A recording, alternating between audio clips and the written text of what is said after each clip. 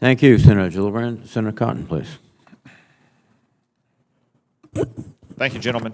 Mr. Mayor, you acknowledge in your opening statement that the shift away from counterterrorism is the primary role of our nation's special operations forces.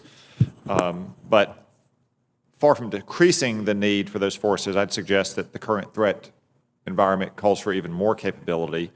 They need to continue our counterterrorism missions, support foreign internal defense activities to bolster allies, and engage in new types of operations that are going to counter Chinese and Russian aggression. In that operating environment, would a decrease in force size or budget seem like a reasonable step to you? So, Senator Cotton, thanks for the question. Yeah, this is the crux of the challenge, right? We're being asked to do more, and our force is probably static. So I would not advocate for a reduction in forces, sir.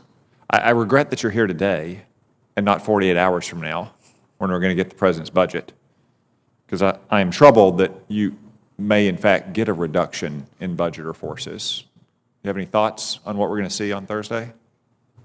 Senator, as I think you know, I can't talk to what's likely to be in the budget, but I think, as General Fenton and I both said, the priorities that we have identified are represented in that budget, sir. Okay. Well, if my fears are proven out, I think you can count on many members of this committee, probably in both parties, to try to make sure that our special operations forces have the resources they need. General Fenton, do you agree that SOCOM's requirements and your relevance are growing in this threat environment, not decreasing? Senator, I would agree with that. I think the SOCOM requirements to be in campaigning and competition are absolutely important and exceedingly asked for by combatant command teams, where I draw my requirements from, certainly in line with their Theater Special Ops Command, the TSOCs. But we see it because much of this begins with partnerships that we forge through the SOCOM team and enable. And the payoff in many ways can be looked at in the vicinity of Ukraine. So a decrease in either your budget or your personnel levels would add risk to your mission and therefore to our nation? Well, Senator, no one wants to see a decrease in personnel or the budget. I would tell you that I think it would not reflect the requirements, number one, a decrease of that. And number two, we would be forced at some point to make hard choices, because each and every time I think you'll see me give you the best Special Operations Command for the budget we get.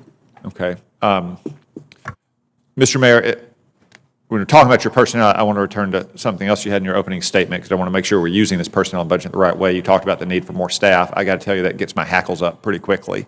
I think we have plenty of staff in the Pentagon, way too much. Frankly, I think we have too many people dressed like you and me and not enough people dressed like the men to your right and your left performing these jobs. Could you explain a little bit more about what kind of staff you're talking about and why you would need more staff?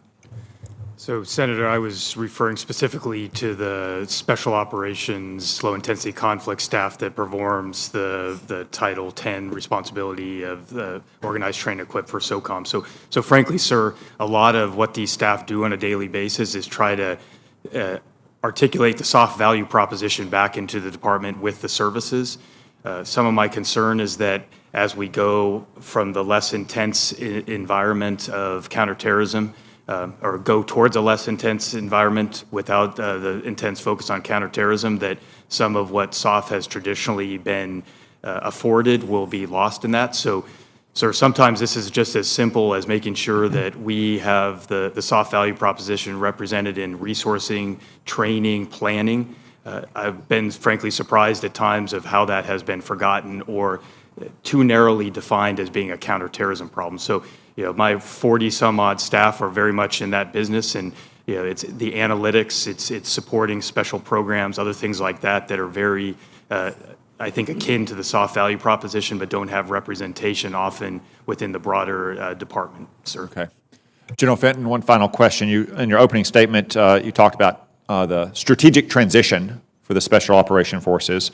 Could you explain a little more about the role that your forces, Special Operations Forces, are going to be expected to play in the future fight? And if so, if you can, at an unclassified level, maybe help share that story? Senator, thank you for that.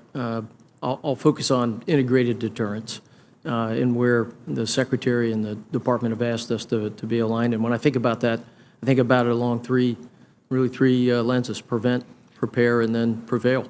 I think on the prevention side, it's all about being forward. It's about being deployed.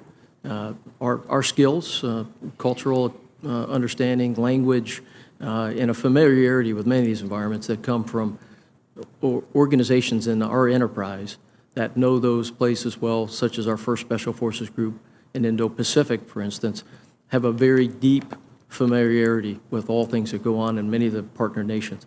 I think it's key to keep that certainly thick and strengthened.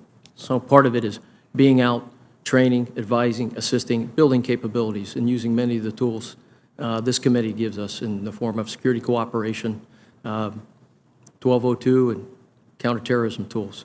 That's a very key part. I think it also allows us an opportunity to help the joint force and enable them as we're out in those environments and are able to prepare through our understanding of everything from seabed all the way to space domain, and then work in concert with General Nakasone and Jim Dickinson and a soft space cyber triad. I think those are all very important. There is an acceleration towards that. It began before, certainly under General Rich Clark, and we're accelerating that in the Special Operations team while we stay vigilant on the counterterror mission and certainly our crisis response duties as directed by the Secretary. Thank you, gentlemen.